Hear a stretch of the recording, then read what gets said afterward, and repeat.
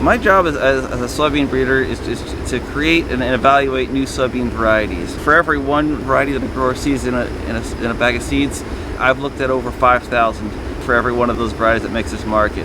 Over a period of a number of years, we will go through and all the agronomic traits that might be important to the grower, and just try to find something that's going to do well and is adapted to the environment. A lot of what we're looking for is just varieties that look good out in the field. Does it stand up well? Does it have a lot of beans on it? Is it uniform? All the things that would really kind of, you need to produce a good variety.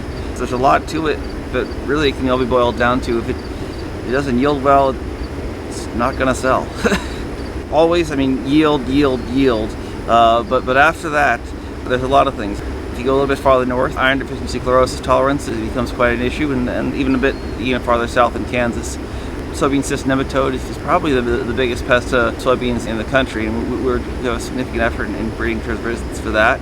We were also looking at soybean white mold. We have excellent screening environment to look for resistance there, and to look at our potential varieties to see how exactly they do. We also have considerable breeding efforts for breeding for Phytophthora and trying to increase the frequency of resistance in our germplasm for that trait as well.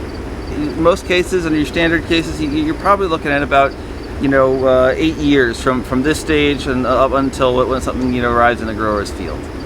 There's a lot that goes on during that time. The seed will, as soon as it's harvested, will be shipped down to Puerto Rico and grown for a few generations, just to kind of get things a little bit more homozygous, a little more true from seed. There's a lot less noise going on in some of those beef populations. Once we hit that stage, we'll take single plant selections, grow those out as a 6-foot row.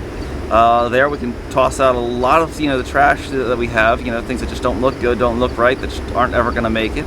Anything that makes it past that stage, we'll take about 10%, the best 10%. That'll go into a yield trial. We'll plant that at all of our locations. Then we'll take again the top 10% of that, and that'll go into our second year yield trials, we call our advanced trials. That'll again be planted at all of our locations, but we'll plant it 2 replications at every location. And then from there, again, we'll take the best top for 10%, and that'll go into what's called an elite trial. Once it hits the elite stage, and any breeding program within the company growing that maturity group will grow, all of those varieties. So, we have the majority of our efforts here are maturity groups 2s and 3s.